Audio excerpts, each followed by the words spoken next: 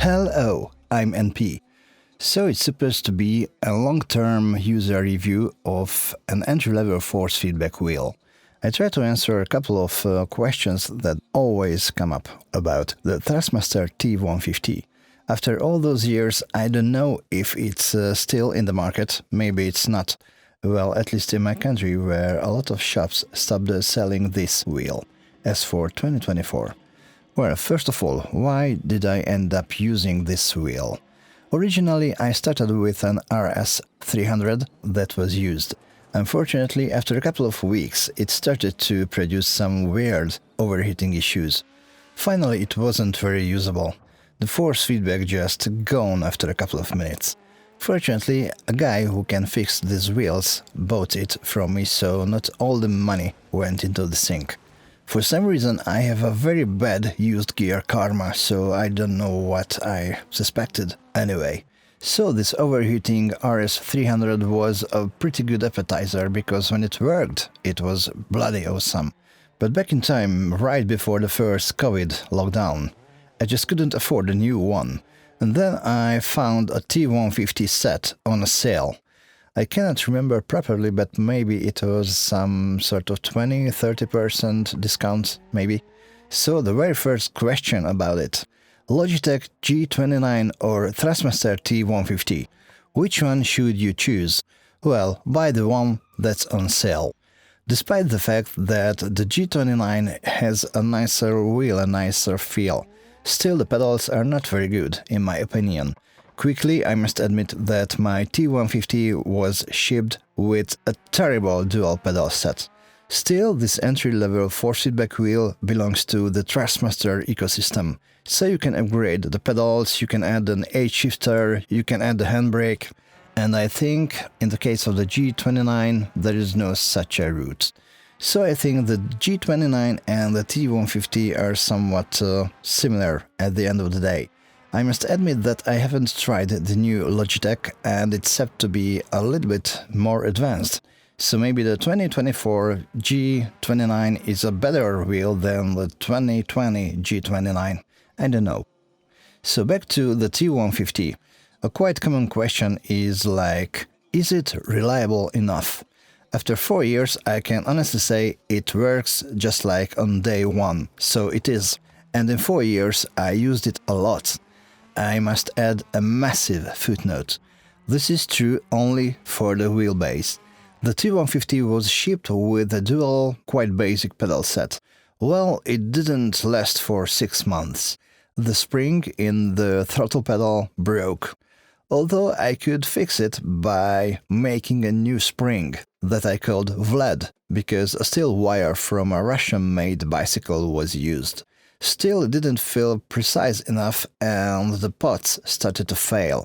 So I ordered online a T3PA pedal set. Wow, it sounds like a Star Wars character, isn't it?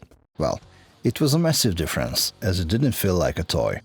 So this pedal set was my companion for 2 years, my most active ones when it comes to sim racing. Then because of real-life stuff, I had to pack my rig for 6 months. When I dusted it off, I noticed that my throttle pedal doesn't work properly.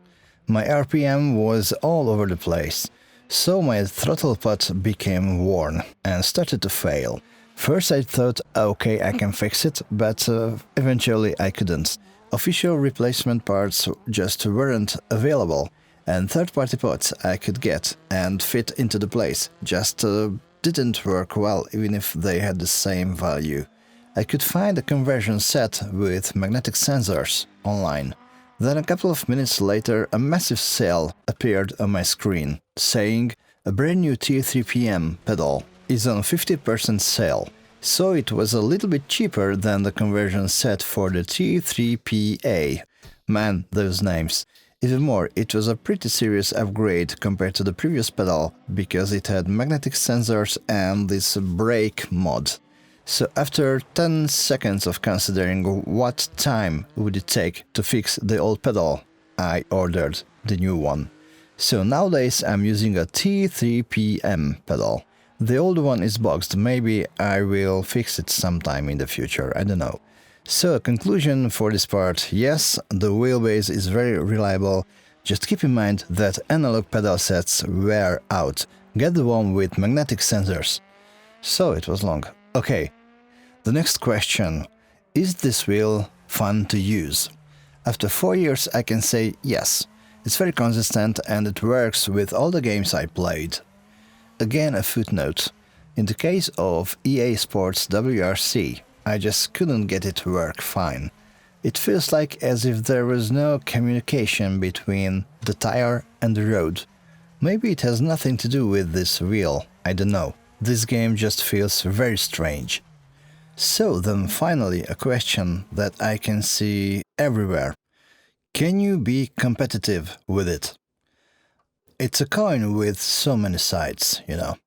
As a guitar player starting somewhere around the early 90s, I would say your guitar and your amplifier don't matter as much as you would think. Your skill does.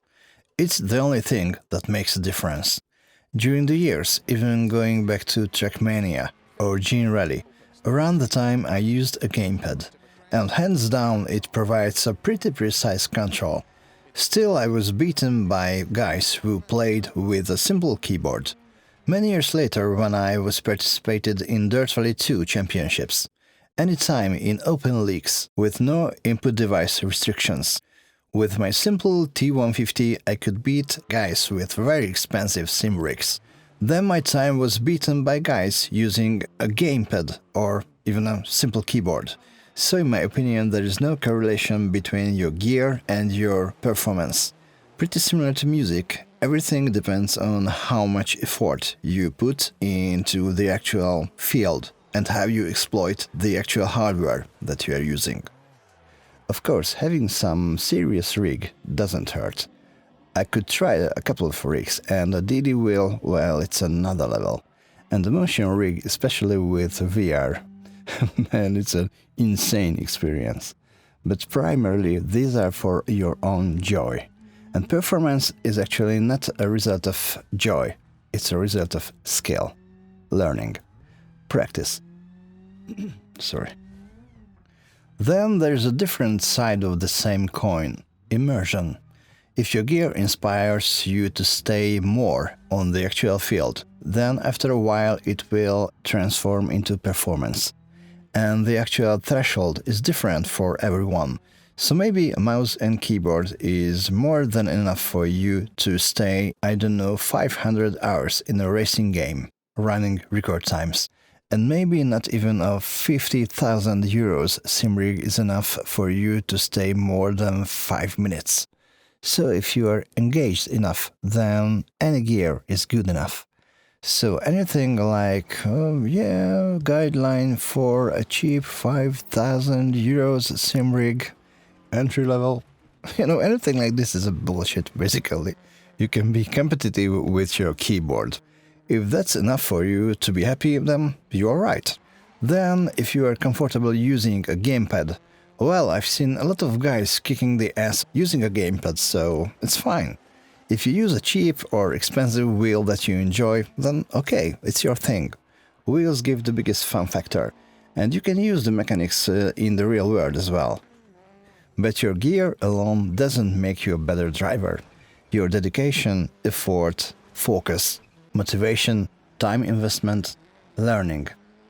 These transform into skill, and that's the only single thing that makes you competitive. And maybe being competitive is not your goal at all. Maybe driving around just makes you completely happy enjoying the physics engine. In the last year I enjoyed the races much less than this exploration sort of thing. All this bullshit I'm saying, I mean, there is no wrong way to do sim racing. So anyone telling you something like anything else than my rig and my sim is a blasphemy, well, it's bullshit.